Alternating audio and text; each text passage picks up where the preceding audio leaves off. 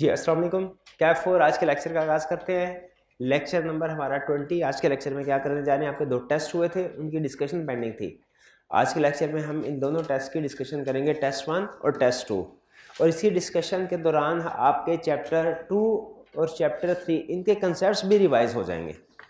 ठीक है, तो इसमें एक तरह से टेस्ट डिस्कशन प्लस यूँ समझिए चैप्टर 1 और चैप्टर 2 की आपकी रिवीजन भी हो रही है साथ ही साथ। सबसे पहले टेस्ट 1 जी, टेस्ट 1 चेक हो के आपको वापस मिल चुका है ना? अच्छा, इसमें एमसीक्यूज है, ये एमसीक्यूज हमने डिस्कस कर लिए थे। ये लेटेस्ट आईकैप के 5 रुपए के क्वेश्चंस हैं। क्लियर सेल सना सिलेक्टेड या करने इसको डिस्कस फिर से? अच्छा, तो इसका मतलब है आपको पता होगा, कंसेप्ट क्लियर होंगे। चलिए क्विकली हम इसको अटेम्प्ट करते हैं। कह रहा है during clearance sale at a famous clothing store, Sana selected a dress from rack with a price tag of ₹20,000 and brought it to the cash counter. Sana asked the cashier to pack the dress and handed over her credit card for payment.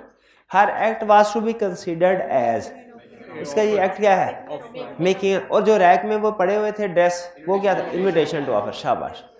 Second में कह रहा है Paramount furniture road a letter to Babar Naeem stating we have received exclusive bed side tables which we will sell to you at a very favorable price. Which of the following statements with respect to above is correct? B. Letter lacks essentials of offer. कौन सा offer lag कर रहा है यहाँ पे? Certainty वाला। यहाँ पे अनसर्टेनिटी है। किस चीज के बारे में अनसर्टेनिटी है? प्राइस के बारे में। समटाइम प्राइस के बारे में अनसर्टेनिटी हो, वो भी agreement void. Sometime subject matter के बारे में अनसर्टेनिटी हो, वो भी वाइड। वो याद है आपको ब्लैक कार व्हाइट कार वाली एग्जांपल, उसमें सब्जेक्ट मैटर के बारे में अनसर्टेनिटी होती है। तो अनसर्टेनिटी चाहे प्राइस के बारे में हो या सब्जेक्ट मैटर के बारे में, वो हमारे एग्रीमेंट को वाइड कर देती है। ऑफर उससे वैलिड नहीं, वो एक वैलिड ऑफर नहीं समझे जाते। जी, अगर वो इसके अंदर इसकी बजाय रीजनेबल या मार्केट प्राइस लिख लेता तो उस सूरत में ये वैलिड हो जाता, या इवन ये भी लिख देता कि at a price to be determined by third party, तो उस सूरत में भी ये वैलिड कॉन्ट्रैक्ट हो जाता, क्योंकि थर्ड पार्टी जब कॉन्ट्रैक्ट डिटरमिन करती, प्राइस डिटरमिन करती, तो वो वैलिड कॉन्ट्रैक्ट है। याद है आपको, हमने कुछ क्वेश्चन ऐसे भी किए थे जिसमें वो कहता है कि at a price to be determined by third party, determined by Kashif, या एक क्वेश्चन में था डिटरमिन्ड बाय एल्डर ब्रदर। तो इस सिचुएशन में क्या कॉन्ट्रैक्ट वैलिड होता है? यस, वैलिड होता है। C. Zaki sent a letter to Rahman offering him to sell his sports bike for ₹50,000. It was mentioned in the letter that if Rahman would not send a reply within 1 week, the offer shall be presumed to be accepted. Rahman was thrilled to purchase the bike at this price and therefore did not reply within stipulated time. क्या non reply हम इसको acceptance treat कर सकते हैं? नहीं, बिल्कुल। Silence not acceptance, ये negative confirmation है, इसलिए ये वैलिड कॉन्ट्रैक्ट क्रिएट नहीं हुआ। Which of the following statement is contract? कौन सी statement correct? Rahman silence can not be considered as. लेकिन क्या हमने कुछ केसेस ऐसे पढ़े हैं जिनमें साइलेंस को एक्सेप्टेंस ट्रीट किया जाता है? वो कौन से केसेस हैं जिनमें साइलेंस को एक्सेप्टेंस ट्रीट किया जाता है? जब वो पार्टी इम्प्लाइडली कंसीडरेशन को एक्सेप्ट कर लेते हैं, कंसीडरेशन को एक्सेप्ट कर लेते हैं। याद है एग्जांपल? कौन कौन सी एग्जांपल थी? वो शू पॉलिश वाली, फिर इसके कुली वाली, फिर गाड़ी का शीशा साफ करने वाली, और फिर एक जो आई कैप ने पूछी थी वो पेंट वाली। वो घर में हाँ पेंट कर गया था, और लेकिन कुछ नहीं बोला था घर का मालिक, पेंट करवाता रहा था। तो इन सारी एग्जांपल्स में साइलेंस एक्सेप्टेंस है। क्यों एक्सेप्टेंस है? क्योंकि कंसीडरेशन रिसीव कर लिया। 4. On 28 February, Fahad offered to sell his vintage car to Rafi for $2 million. Subsequently, Fahad died on 2nd March. Rafi was not aware of Fahad's death and sent acceptance to Fahad on 7 March. क्या contract create हो गया? बिल्कुल हो गया। Reason क्या है contract create होने की? क्योंकि उसे डेथ का पता नहीं था। The offer was revoked? No. Fahad's legal representative are bound to sell? Yes. Fahad, क्योंकि कॉन्ट्रैक्ट क्रिएट हो गया, और अगर कॉन्ट्रैक्ट में किसी पार्टी की डेथ हो जाए, उसके लीगल रिप्रेजेंटेटिव बाउंड होते हैं उस कॉन्ट्रैक्ट को पूरा करने के लिए। ठीक है, कोई प्रॉब्लम? कोई प्रॉब्लम नहीं। आगे आप क्वेश्चंस की तरफ चलते हैं। वो कह रहा है what is the time limit after which A proposal can not B revoked, किस टाइम के बाद प्रपोजल या ऑफर रिवोक नहीं हो सकते। बिफोर एक्सेप्टेंस ना लिखे, इसे complete, before acceptance is completed as against offeror, इससे पहले पहले ऑफर रिवोक हो सकती है, इसके बाद ऑफर रिवोक नहीं हो सकती। और एक्सेप्टेंस कब कम्युनिकेट होती है as against offeror, when it is put into course of transmission। सवाल नहीं गौर किया, कोई बात नहीं भाई। एक्सेप्टेंस कब कम्युनिकेट होती है, हाँ जी, जब लेटर पोस्ट हो जाता है तो वो एज अगेंस्ट ऑफर कम्युनिकेट, और एज अगेंस्ट ऑफर कब कम्युनिकेट होती है, जब वो उसको पहुंच जाता है, उसके नॉलेज में आ जाए। ठीक है जी, तो ये 2 का पार्ट है क्लियर। बी कह रहे a offer to sell his house to be at a price of ₹2 million and promise to keep the offer valid till April 30। भाई ये फ्लो इसका ऊपर कर दीजिएगा। ए रिपोर्ट हिज ऑफर, उसने कहा कि ऑफर दे रहा हूं तुम्हें और 30 अप्रैल तक ऑफर ओपन रखूंगा। फिर ए ने ऑफर को रिवोक कर दिया कब, भाई ये क्या बात हुई, कहा था 30 तक टाइम है, क्या जो टाइम दिया हो उससे पहले ऑफर रिवोक हो सकती है, पक्का रिवोक हो सकती है, शर्त क्या है, रेवोकेशन को कम्युनिकेट करना पड़ेगा। ठीक है, इन भाईजान के साथ एग्रीमेंट किया 30 तारीख तक आपको एसी बेचूंगा, और उससे पहले अब ये 30 तारीख ऑफर कर रहा हूं कि 30 तारीख तक जवाब दे दो, अब उससे पहले 28 तारीख को एसी इनको बेच सकता हूं क्या, जी सर बेच सकता हूं, लेकिन शर्त है मैं उस ऑफर को रिवोक करूं और फिर इसके बाद इनको बेचूं, वरना अगर इनको बेच दिया और उन्होंने बाद में एक्सेप्ट कर लिया तो वो तो एक्सेप्टेंस हो जाएगी ना। ठीक है, इसीलिए रेवोकेशन हो सकती है, टाइम से पहले भी हो सकती है, शर्त क्या है, रेवोकेशन कम्युनिकेट करनी पड़ेगी। जी तो बिल्कुल 28 को ए ने ऑफर को रिवोक बिल्कुल हो सकता है। Be accepted the offer on April 29। B claims that since he accepted the offer before the expiry of its validity, therefore there is valid agreement between him and A. Whereas A claims that the offer was withdrawn before the acceptance by B. A क्या कह रहा है, मैंने B की acceptance से पहले पहले offer revoke कर दी थी, वापस ले ली थी। Therefore there is no binding contract. Comment on claim made by A and B. जी बताइए किसका क्लेम राइट है, B का क्लेम राइट, बी तो कह रहा है ए का क्लेम राइट है।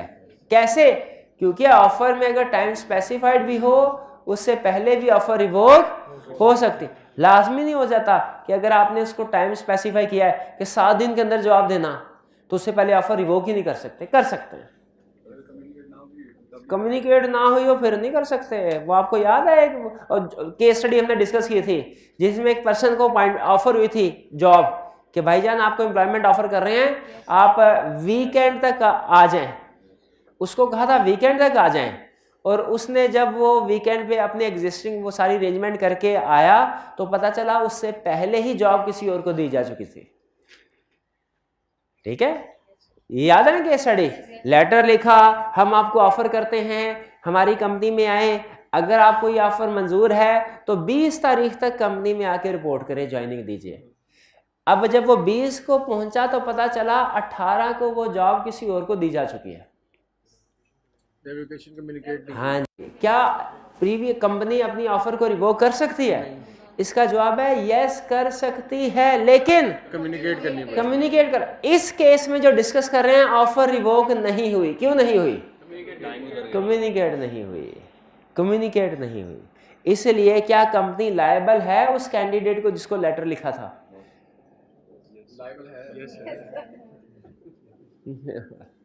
लायबल है। क्यों लायबल है? क्योंकि ऑफर किया था, उसको कम्युनिकेट नहीं किया। रेवोकेशन 2 का पार्ट भी क्लियर। तो इससे हमने क्या सबक हासिल किया कि अगर ऑफर में किसी को टाइम दे दे 7 दिन, 10 दिन, 15 दिन, 20 दिन, महीना, उस टाइम से पहले ऑफर रिवोक हो सकती है क्या? हो सकती। क्या करना पड़ेगा? कम्युनिकेट करना पड़ेगा। Ahmed of Lahore offered by letter to sell some specific property to Babar of Karachi. For ₹1 million. Letter Ahmad ने, लाहौर से अहमद भाई ने लेटर भेजा कराची के बाबर भाई को। Letter of offer was posted on 1 April which reached Babar on 5 April. तो ऑफर कब कम्युनिकेट हुई? 5 April. Babar posted his letter of acceptance on 7 April. Babar ने लेटर ऑफ एक्सेप्टेंस पोस्ट किया 7 अप्रैल। तो एक्सेप्टेंस कब कम्युनिकेट हुई? एज अगेंस्ट अहमद 7 अप्रैल को, विच रीच्ड अहमद ऑन 11 अप्रैल। तो 11 अप्रैल को क्या हुआ? एक्सेप्टेंस कम्युनिकेट हुई एज अगेंस्ट ऑफरी, यानी एज अगेंस्ट बाबर। सारी डेट्स क्लियर हो गई, किस डेट पे क्या इवेंट हो रहा है वो भी क्लियर। अब आगे रिक्वायरमेंट की तरफ चलते हैं। How would the contract be effected if Ahmad post a letter of revocation of offer on 6 April which reaches Babar on 10 April. Revocation कब कम्युनिकेट हुई? 6 को या 10 को? 10 को, 10th को, 10th को। तो 10th को रेवोकेशन, तो रेवोकेशन हो गई? क्यों नहीं हुई? 7th को एक्सेप्टेंस एज अगेंस्ट ऑफरर हो गई। 7th को एक्सेप्टेंस एज अगेंस्ट ऑफरर हो जाएगा। भाई ये वाला ऐसी बंदी करवा दे ना बंद। 7th को एक्सेप्टेंस कम्युनिकेट हो चुकी थी, अब उसके बाद एक्सेप्टेंस के बाद रेवोकेशन, ऑफर की रेवोकेशन नहीं हो सकती। एक्सेप्टेंस के बाद ऑफर की रेवोकेशन नहीं हो सकती, लेकिन एक्सेप्टेंस के बाद एक्सेप्टेंस की रेवोकेशन हो सकती है।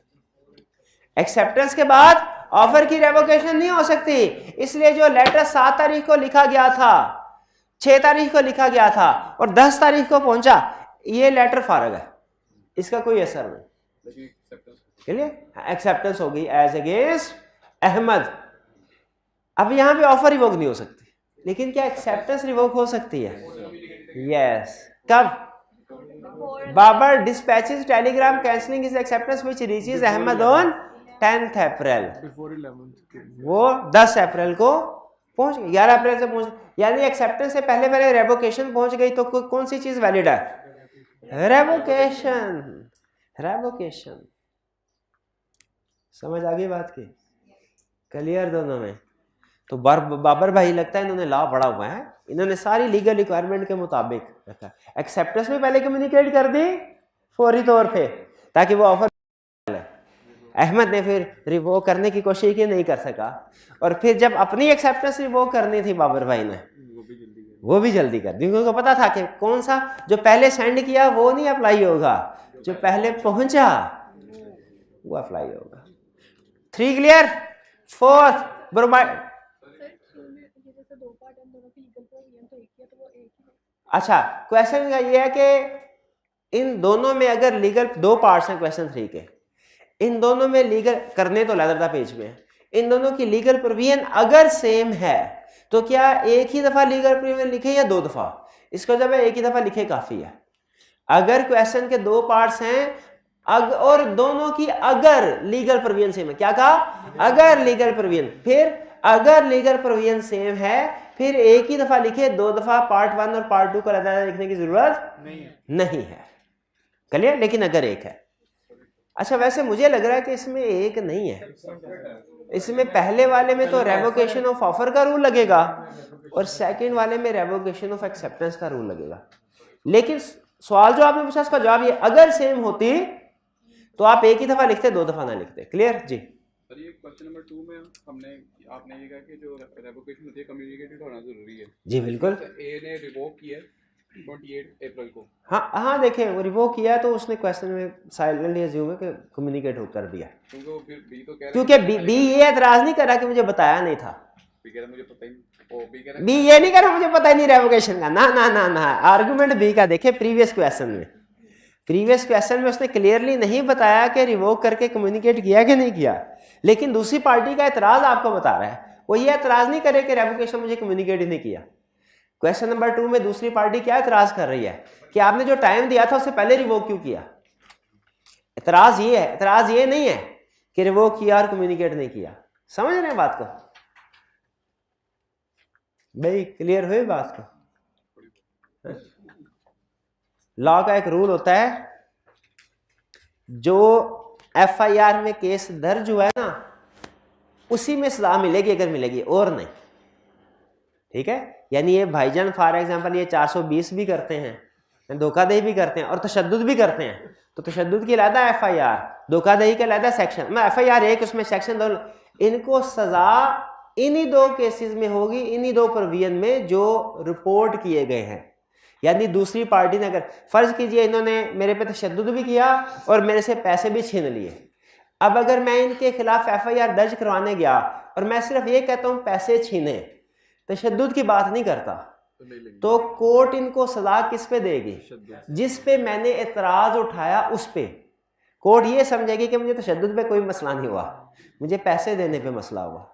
ठीक है, तो इसीलिए क्वेश्चन के अंदर भी जो एग्रीव्ड पार्टी ने इशू उठाया ना, हमने उसी को एड्रेस करना है, जो इशू उसने नहीं उठाया उसको एड्रेस नहीं करना। क्वेश्चन नंबर 2 में एग्रीव्ड पार्टी का इशू ये नहीं है कि रेवोकेशन कम्युनिकेट नहीं की, तो हम क्या एज्यूम करेंगे कि हो गई होगी कम्युनिकेट। उसका इशू क्या है समझे जरा, उसका इशू ये है कि आपने जो टाइम दिया था उससे पहले रिवोक कर लिया। 4. Bromine Traders BT is engaged in the business of import, purchase and supply of electronic items. During the year, BT agreed to supply 250 rice cookers to Francom and Company against an advance payment of rupees 500,000. BT specified that the rice cooker would either be imported or smuggled from Korea. Discuss status of contract. ये कौन सी वाली provision हो गई? Partly lawful, partly unlawful. पहले तो ये decide कर लें पार्टली लॉफुल और पार्टली अनलॉफुल है, तो इसमें कौन से वाला एप्लीकेबल होगा? जो लॉफुल वाला है। यानी सेपरेट हो सकते हैं ना? क्या दोनों सेपरेट हो सकते हैं? बिल्कुल। Import valid, smuggling void. Clear? अच्छा, अगर दोनों इलीगल होते होल एग्रीमेंट वाइड हो जाता। अब एक क्रिटिकल क्वेश्चन पूछूं, अगर दोनों ही वैलिड होते फिर अनसर्टन हो जाना था। ये पॉइंट याद है आपको? अनसर्टन हो जाना था फिर जी। Next question 5. A X polished Y shoes without being asked by Y to do so. Y does not make any attempt to stop X from polishing the shoes. Y ने इसको मना नहीं किया। Is Y bound to make payment to X? Implied acceptance। हाँ जी, implied acceptance। और क्यों implied acceptance है? जो उसने बेनिफिट रिसीव कर लिया, शाबाश। तो ये वैलिड कॉन्ट्रैक्ट हो गया। क्या पैसे देने पड़ेंगे? क्या भाई ये कह सकता है मैंने थोड़ी कहा था? नहीं कह सकता, क्योंकि बेनिफिट्स ऑब्टेन कर चुका है, कंसीडरेशन रिसीव कर चुका है।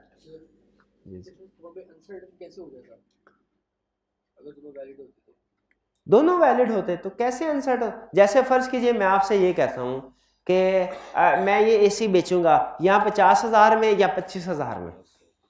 अब ये दोनों ही लीगल है, इनमें कोई कंसीडरेशन इलीगल तो नहीं है, दोनों ही लीगल है, लेकिन 50,000 में कि 25,000 में, ये अनसर्टन है। कहता है इस वजह से वाइड हो जाएगा। Next, Mr X and Mrs X hired a room in a hotel for a week. When they entered the room, they found a notice on the wall disclaiming the owner's liability for damages, loss or theft of articles. Some of their items are stolen. Discuss the legal position. Legal position को बताना है।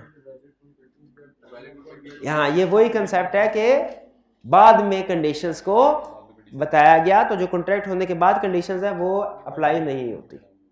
ये ज्यादा बेहतर और ज्यादा detail, थोड़ा comprehensive वे में टेस्ट 2 में इस कंसेप्ट को चेक किया था मैंने। टेस्ट 2 अटेम्प्ट किया था, टेस्ट 2 में देखेंगे हम इसी कंसेप्ट को उसने मजीद एलैबोरेट करके पूछा है जी। पेमेंट तो सर्टन, और भाईजान वो दूसरी एग्जांपल पूछ रहे थे, इसमें पेमेंट सर्टन है, 5 लाख ही है। इसमें जो ऑब्जेक्ट है वो जो कह रहा है एक इलीगल है और एक लीगल है, तो लीगल फुल जो इन भाईजान ने कहा है ना, वो एग्जांपल दूसरी थी।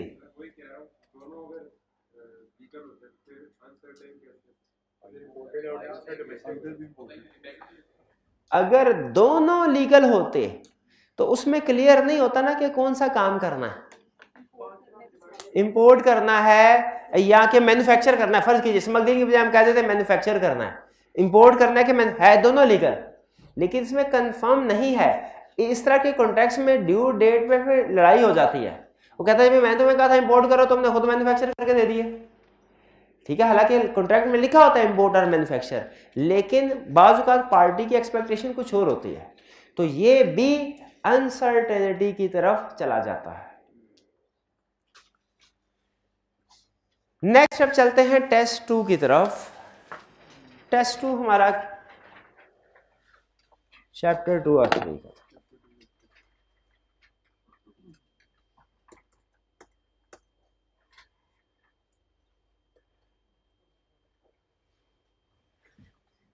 ये टेस्ट अब आपको ईद की छुट्टियों के बाद ही मिलेगा ना, 7 दिन का टाइम होता है ना, 7 दिन अभी पूरे नहीं ना हुए।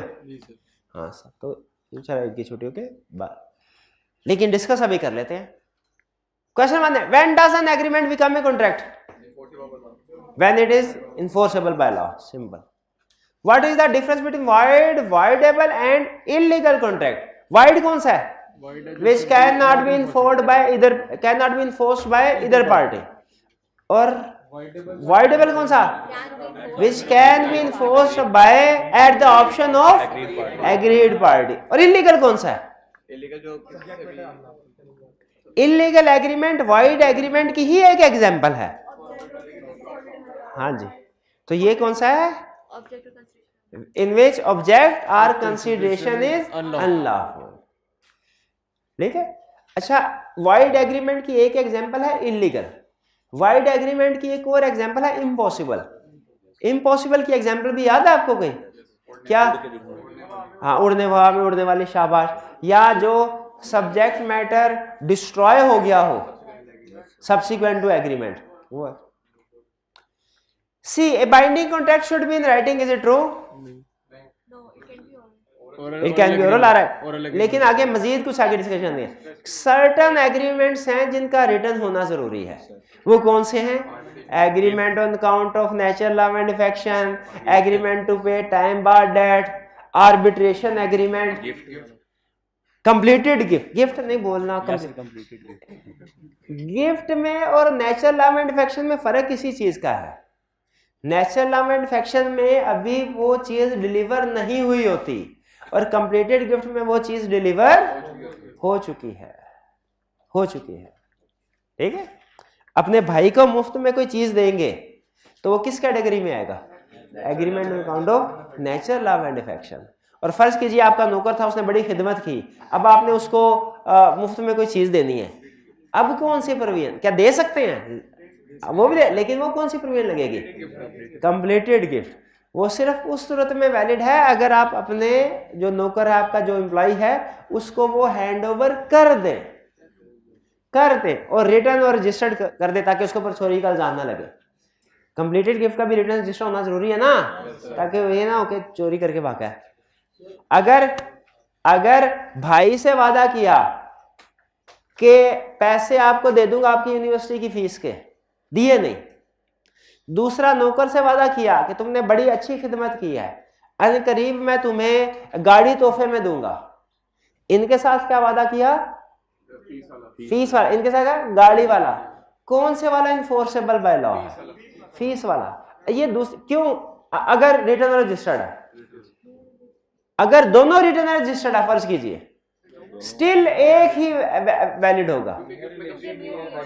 हाँ, क्योंकि जो गिफ्ट वाला है कि वो कंप्लीटेड होना जरूरी है। अगर गाड़ी उसके हैंड ओवर कर दी है, उसकी पोजेशन में दे दी है, तो फिर वैलिड है, वरना नहीं। कंप्लीटेड गिफ्ट की इंटरप्रिटेशन में एक जगह पे एक केस के अंदर उसने जज ने रूलिंग दी, उसने कहा कंप्लीटेड गिफ्ट में जो पोजेशन है इसका ट्रांसफर होना जरूरी है। अगर एसेट की पोजेशन ट्रांसफर नहीं हुई ना, तो कंप्लीटेड गिफ्ट वैलिड नहीं रहता। हाँ, नेचुरल लॉ एंड अफेक्शन में पोजेशन देना जरूरी नहीं है। फिर से सुन लीजिए, अगर आप एग्रीमेंट कर रहे हैं on account of natural law and affection, तो उसमें जिस चीज का वादा किया है ना, वो चीज at time of agreement deliver करना जरूरी नहीं, वो बाद में भी डिलीवर हो सकती है। लेकिन कंप्लीटेड गिफ्ट के केस में लफ्ज कंप्लीटेड क्या कहता है कि जिस वक्त आप एग्रीमेंट कर रहे हो उस वक्त आपने पोजेशन चीज की दूसरे के हवाले कर दी हो, वरना वो वैलिड नहीं रहेगा। ये बात समझ आई? हाँ, नेचुरल लव इन्फेक्शन सिर्फ रिलेटिव्स में ही होता है, बिल्कुल। नियर रिलेशन उसने कंडीशन बताई थी ना एक, रिटर्न और रजिस्टर्ड दोनों होने चाहिए, रिटर्न और रजिस्टर्ड की रिक्वायरमेंट। लेकिन जिस चीज का एग्रीमेंट हो रहा है वो ट्रांसफर करनी है कि नहीं, यह डिपेंड करता है। गिफ्ट वाला केस है तो वो ट्रांसफर होना जरूरी है, वो ट्रांसफर होना जरूरी है। और अगर केस है नेचुरल मैन्युफैक्चरिंग का तो जरूरी नहीं है, ठीक है। जैसे फर्ज कीजिए कि मुझे ये कोई और पर्सन है, वो मुझे तोहफा देते हैं, जी ये लीजिए, ये हमारी दुकान हमने आपको तोहफे में दी, आपने हमारे बच्चे को बड़े अच्छे तरीके से पढ़ाया, ठीक है, और वो पास हो गया, ये हमारी दुकान है, आपको हम तोहफे में सारे का फर्ज कीजिए कागजात वगैरह मेरे नाम पे, दुकान की चाबी नहीं दी। अगर उनकी डेथ हो जाती है तो बताइए, मैं भी क्लेम करता हूं, वाली वारसान भी क्लेम करते हैं, वाली वारसान कहते हैं ये विरासत के हिस्से में जाएगी, मैं कहता हूं ये गिफ्ट में हिस्से में आएगी मेरे, तो ये मुझे मिलेगी कि नहीं? नहीं मिलेगी। क्यों नहीं मिलेगी? डिलीवर्ड नहीं हुई, डिलीवर नहीं, शाबाश, ठीक है, रिटर्न रजिस्टर। लेकिन अगर सेम सिचुएशन यही होती और वो जो भाई साहब है वो ये वादा करते अपने 3 बच्चे हैं, उनमें से एक को कहते हैं तुमने बस ये करके मुझे दिखाया है इसलिए मैं तुम्हारे नाम पे ये ट्रांसफर कर दूं, और रिटर्न रजिस्टर्ड कर दिया, दुकान अभी ट्रांसफर नहीं की, चाबी नहीं दी उसको, सर ये वैलिड है, अब ये वैलिड है। अब ये क्यों होगा? क्योंकि नेचुरल लव इन्फेक्शन में फिजिकल पोजेशन या उस चीजों को एक्चुअली ट्रांसफर करना जरूरी नहीं, बाद में भी हो सकती है, लेकिन गिफ्ट में पहले ट्रांसफर करना जरूरी होता है। कंप्लीटेड का मतलब ये है,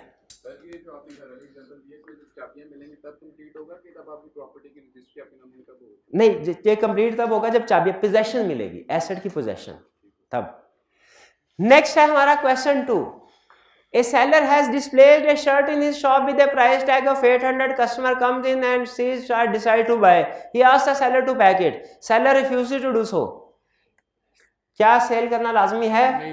नहीं लाजमी। ये तो वही बात हुई ना जब उसने क्रेडिट कार्ड दिया था पीछे सना ने, ये ऑफर थी उसकी तरफ से। तो जब भी बायर आके काउंटर पे आता है तो ये बायर की तरफ से ऑफर होती है, सेलर चाहे तो रिफ्यूज कर सकता है। और क्या क्या एग्जांपल्स हैं इनविटेशन टू ऑफर की? एक तो ये थी ना डिपार्टमेंटल स्टोर वाली, टेंडर नोटिस और ऑक्शंस। हाँ भाई, अच्छा आजकल की मॉडर्न लाइफ में से एग्जांपल बताइए गए। सोशल मीडिया पे जो पोस्ट आती हैं, ठीक है, हम आपको स्पेशल केक 2.5 पाउंड का केक 2000 में बेचेंगे, थी ना एग्जांपल, वो क्या थी? Invitation to offer. Question 3, Mr. Zafar offered to sell the car to Mr. Khalil for 450,000. Mr. Khalil accepted the offer by post. On the next day, Mr. Khalil sent an email revoking the acceptance, which reached Mr. Zafar before the letter. यानी revocation पहले हो गई, acceptance बाद। Is the revocation of acceptance valid? Yes. Would it make any difference if both the letter of acceptance and the email of revocation of acceptance reached Mr. Zafar at the same time? फिर क्या होगा? अगर वो zone सा पहले दोनों में से जो पहले उसके नॉलेज में आ जाए, जिसको पहले वो ओपन कर ले, वो वैलिड होगा, वो इफेक्टिव होगा। क्लियर? क्वेश्चन 3। ये क्वेश्चन 3 का जो सेकंड पार्ट था ना, इसमें अक्सर स्टूडेंट क्वेश्चन पूछ रहे थे कि दोनों अगर सेम डेट पे पहुंच जाए तो जो पहले उसके नॉलेज में आ जाए वो वैलिड है। Question 4, mister Salim offers to sell his car to mister Barkat for ₹10,000. Mister Tariq standing nearby says I will take it if Barkat does not take it. अगर बरकत नहीं, ऑफर सलीम ने किसको की? बरकत को। करीब तारिक खड़ा था, तारिक बोल दिया कि बरकत अगर नहीं लेता तो मैं लूंगा। बरकत is not interested in the car. बरकत ने कहा मैंने कार नहीं लेनी। क्या तारिक के साथ कॉन्ट्रैक्ट हो गया? क्यों नहीं हुआ? तारिक ने एक्सेप्टेंस दे तो दी, उसको ऑफर नहीं। हाँ बिल्कुल, ऑफर सिर्फ ऑफर ही एक्सेप्ट कर सकता है। अगर तारिक कोई स्टेटमेंट देता है तो वो एक्सेप्टेंस नहीं होगी। हाँ ऑफर हो सकती है तारिक की तरफ से। तो does a contract arise between Salim and Tariq? No. क्यों नहीं? क्योंकि offer can be accepted only by offeree and Tariq is not offering. फिर कह रहा है what will be the legal status if Tariq says to Salim here is the money I take the car, ये लो पैसे, गाड़ी आज लो। ये तारिक की तरफ से ऑफर है। अब सलीम पे डिपेंड करता है, अगर सलीम पैसों को पिक कर लेता है एक्सेप्ट कॉन्ट्रैक्ट हो गया, और अगर सलीम रिजेक्ट कर देता है इसको तो revocation of offer, no contract. समझ आ रही है लीगल पोजीशंस की पार्टीज। क्वेश्चन 5। अच्छा ये क्वेश्चन भी था आसान, लेकिन पता नहीं आप नाम की वजह से, मिलते जुलते नाम की वजह से शायद कंफ्यूज हो गए। कह रहा है Hamidi the owner of a cafe sold the cafe to Faridi who continued Hamidi as manager. As manager Hamidi ने क्या किया, फरीदी को कैफे बेच दिया। फरीदी ने कहा अच्छा ठीक है मालिक तो आज से मैं, लेकिन चलो तुम मैनेजर के तौर पे काम करो। इसके बाद क्या हुआ, कहानी में ट्विस्ट क्या आया, Sufi who knew nothing of this transaction are of Faridi, Sufi को कुछ नहीं पता था, उस sold cigar to Hamidi for use of the cafe. Sufi पहले भी हमीदी को सिगार सेल किया करती थी, अब भी उसने हमीदी को सिगार सेल की एक क्रेडिट पे, sold cigar. Hamidi had been expressly forbidden by Faridi to purchase cigar on credit. Hamidi को फरीदी ने खास तौर पे कहा था ये तुझे मैनेजर रख रहा हूँ, मैनेजर रख रहा हूँ, लेकिन आज से हमारे असूल मेरे लगेंगे, फरीदी का असूल मेरे लगेंगे। पहले तुम उधार में माल खरीदते रहो, सिगार खरीदते रहो, आज से उधार पे सिगार नहीं खरीदने तुमने। क्लियर हो गई ये बात। लेकिन सूफी ने उधार पे सिगार बेच दिए हमीदी को। Being unable to obtain payment from Hamidi Sufi sold Faridi, फिर उसने सूफी ने फरीदी से पैसे ले लिए, क्लेम किया कि मुझे पैसे दो। क्वेश्चन ये है ट्रांजैक्शन किन दो लोगों के दरमियान में है, सूफी और हमीदी के दरमियान में है, सूफी और हमीदी के दरमियान। फरीदी तो ऊपर बैठा था, प्रिंसिपल कहने इसका, सूफी और में। अब मुझे ये बताइए जब ये कॉन्ट्रैक्ट हुआ, सूफी ने कॉन्ट्रैक्ट किया हमीदी के साथ किया या फरीदी के साथ किया? हमीदी। किसके नाम से किया? फरीदी के। सूफी ने कॉन्ट्रैक्ट, ये एजेंट वाला नहीं, सिंपल जहन में रखें कि कॉन्ट्रैक्ट किसके साथ किया उसने हमीदी के साथ किया, क्योंकि फरीदी का तो उसे पता ही नहीं आया दरमियान में। हमीदी के साथ कॉन्ट्रैक्ट किया तो क्या इस कॉन्ट्रैक्ट पे फरीदी लायबल हो सकता है? नहीं, लायबल नहीं है। फरीदी इसके लिए लायबल नहीं है। क्यों नहीं है? क्योंकि ये कॉन्ट्रैक्ट है सूफी और हमीदी के दरमियान में। ए और बी के दरमियान में कॉन्ट्रैक्ट हो, सी उसके लिए लायबल नहीं होता। लेकिन सर वो ऑन हिज बिहाफ तो कर रहा है ना मैनेजर जी। अच्छा, ऑन हिज बिहाफ कर, अगर ऑन हिज बिहाफ करता तो क्वेश्चन में जो लाइन लिखी हुई है हु न्यू नथिंग ऑफ, सूफी को तो फरीदी के बारे में कुछ पता ही नहीं है। अगर ऑन बिहाफ कर रहा होता तो सूफी को बताता ना कि ऐ सूफी बहन, पहले तो मैं खुद था मालिक, अब मैं खुद मालिक नहीं हूं, अब कौन है? फरीदी मालिक है। भाई समझ आई बात? Who knew nothing of this transaction का मतलब क्या है? उसे नहीं पता कि कोई और बंदा आ गया। तो इसके पीछे मेन कंसेप्ट क्या था जो टेस्ट हुआ है कि अगर ए और बी के दरमियान में ट्रांजैक्शन हो बाय नेम तो उसके लिए सी लायबल। अच्छा, इसी जैसा ना आसान नामों के साथ एक केस स्टडी आपने और भी की हुई है, जिसमें एक पर्सन चीज मंगवाया करता था एक दुकान से और उस दुकान का मालिक बदल गया था। अब उसने पुराने मालिक के नाम से ऑर्डर भेजा, क्या नया मालिक चीजें डिलीवर कर सकता है? क्यों नहीं? क्योंकि उसने पुराने नाम, हाँ, क्योंकि उसने पुराने नाम के साथ किया। यहाँ पे भी सेम कंसेप्ट है, वही कंसेप्ट है, फर्क सिर्फ यह है कि नाम शायद उसने थोड़े उलझे हुए रख दिए। क्लियर? कि जिसके साथ कॉन्ट्रैक्ट करेंगे वही लायबल, जिसके नाम का कॉन्ट्रैक्ट हुआ, नाम हुआ हमीदी का तो फरीदी कहेगा मैं कहां से लायबल हो गया। अच्छा, एजेंट वाला भी अप्लाई कर सकते हैं। मैं जानबूझ के इसको डिस्कस नहीं कर रहा क्योंकि एजेंट वाला अभी हमने चैप्टर नहीं पढ़ा हुआ। वो हमारा चैप्टर कौन सा है? 9 के 10 है, चैप्टर 10। इसीलिए मैं उस सूरत में भी हमीदी, अगर एजेंट वाला भी पढ़े ना, एजेंट वाला, उस सूरत में भी हमीदी लायबल। क्यों भला? हाँ शाबाश, क्योंकि उसने मना किया था, उसने अपनी अथॉरिटी से एक्सीड किया। जब अथॉरिटी एजेंट अपनी अथॉरिटी से एक्सीड करे तो वो एजेंट ही लायबल होता है। उस एजेंसी के पॉइंट ऑफ व्यू से भी कौन लायबल होगा? एजेंट हमीदी। चलिए अब आगे चले।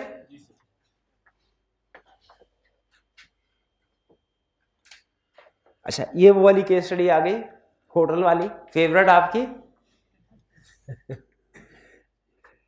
Mr. X went to a hotel and got a room booked in his name and paid some advance money at the counter of the hotel. After obtaining the key of the room, he entered the room and left his belongings therein, and afterwards he went out for a walk. On return, he found that his belongings were missing, which included precious articles besides some important business documents. Mr. X immediately reported the matter to the management of the hotel. The employees of the hotel came with him to his room and pointed out to a notice behind the door of the room which read as under. The management of the, ये यानी ये notice दिखाया उसने, notice में क्या लिखा था? Management of the hotel will not be responsible for any loss or theft of any article. Should be if there are any valuables of jewelry, cash in possession of the guest, it should be handed over to the management of the hotel at the counter for safe custody. उन्होंने कहा जी हमारा तो ये role है। Can Mr. X claim or recover the missing articles from management?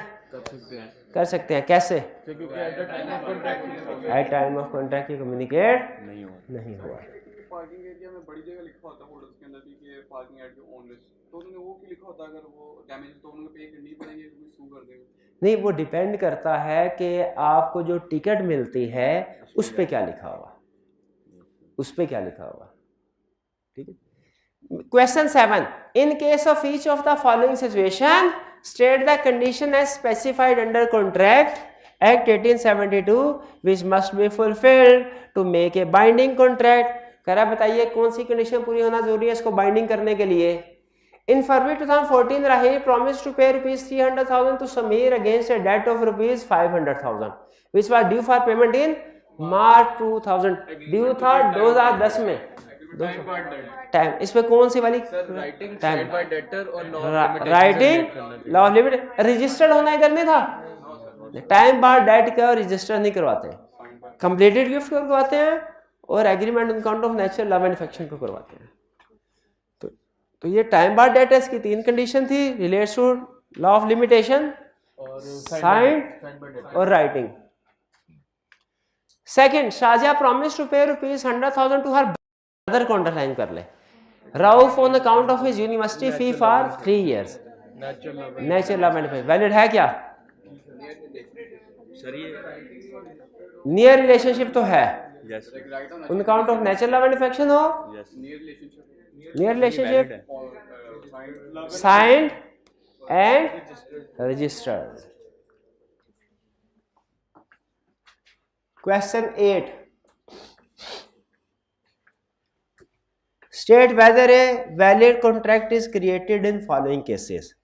Also state brief reason. आपने बताना है valid contract create हुआ या नहीं। A finds B's purse and gives it to him. यहां तक तो वॉलंटरी एक्ट था, कोई कॉन्ट्रैक्ट नहीं। B promised to give A ₹50. Agreement to pay for past voluntary services. जब B ने वादा कर लिया तो फिर एग्रीमेंट टू पे पास्ट वॉलंटरी सर्विसेज हो गया, अब ये वैलिड है। B, A rescued B from drowning in the river and B appreciating the services that has been rendered promises to pay for ₹1,000 to A। अब ये भी वही पास्ट वॉलंटरी सर्विसेज, ये भी कॉन्ट्रैक्ट वैलिड है, नो कंसिडरेशन। अगर वो सिर्फ यहाँ पे खत्म कर देता ना कि उसकी जान बचाई है तो फिर वॉलंटरी एक्ट होता है फिर, लेकिन जब उस बंदे ने कह दिया जिसकी जान बचाई है पेमेंट करूंगा तो वो फिर वैलिड हो गया। सी ए स्पॉट बीज infant son, B promises to pay A's expenses and doing in so doing. Consider, इसमें कौन सा कंसेप्ट है वैलिड है? कौन सा कंसेप्ट है? कंसीडरेशन में मूव टू थर्ड पार्टी। इसमें देखिए पेमेंट कर रहा है बी और एक्सपेंसेस इनकर कर रहा है ए। ए क्या कर रहा है? बी के बच्चे को, छोटे बच्चे को पाल रहा है। ए बी के छोटे बच्चे को पाल रहा है, बी ने ए को वादा किया कि मैं पेमेंट करूंगा। अब बाद में बी ए से कह सकता है कि भाई मैं तुम्हें पेमेंट क्यों करूं, मुझे तो तुमने कोई कंसिडरेशन प्रोवाइड ही नहीं की। हाँ, तो कंसिडरेशन में मूव टू थर्ड पार्टी। तो ये वैलिड कंसिडरेशन है कि नहीं? बिल्कुल है, वैलिड कॉन्ट्रैक्ट है। सी भी valid contract. D, A for natural love and affection promises to give his son B rupees 1000. A puts his promise to B into writing and registered it. Valid है, बिल्कुल agreement on account of natural love and affection. E, a registered agreement whereby an elder brother on account of natural love and affection promised to pay the debts of his younger brother. ये भी valid है, agreement on account of natural love and affection. F, a husband after referring to quarrels and disagreements between him and his wife executed a registered document in favor of his wife, agreeing to pay for separate residence and maintenance. Not made on account of natural love. Not made on account of natural love. नहीं, husband and wife में तो हमने पढ़ा था natural love and affection होता है। हाँ, लेकिन यहाँ पे उसने क्लियरली जब मेंशन कर दिया कि डिसएग्रीमेंट डिस्प्यूट कर्ल्स की वजह से है, तो फिर नेचुरल लव एंड अफेक्शन थोड़ी रहा। ठीक है, लड़ाई होगी फिर तो लड़ाई होगी तो एग्रीमेंट, ये लड़ाई का नुकसान होता है ना, लड़ाई का ये हो गया नुकसान। तो जी डी में उसने नियर रिलेशन का नहीं बताया। डी में उसने नियर रिलेशन का नहीं बताया, सन लिखा है, ये सन लिखा हुआ। ठीक है, आर्बिट्रेशन है ना वो, नहीं, ए वाला आर्बिट्रेशन तो नहीं है, एफ वाला कह रहे हैं, एफ वाला आर्बिट्रेशन तो नहीं है, आर्बिट्रेशन नहीं है, ये तो नेचुरल लव एंड अफेक्शन वाला है। आर्बिट्रेशन एग्रीमेंट तो होते हैं जो कमर्शियल ट्रांजैक्शन में किए जाते हैं, कमर्शियल ट्रांजैक्शन। जी क्लियर? कोई प्रॉब्लम नहीं। चलिए आज के लिए इतना काफ़ी है। नेक्स्ट क्लास में फिर हम इंशाल्लाह चैप्टर 4 स्टार्ट करेंगे। चैप्टर 4 बल्कि स्टार्ट कर दिया हुआ, उससे आगे चलना है हमें। चलिए ठीक, आज का लेक्चर यहाँ ख़त्म करते हैं हम। अल्लाह हाफ़िज़।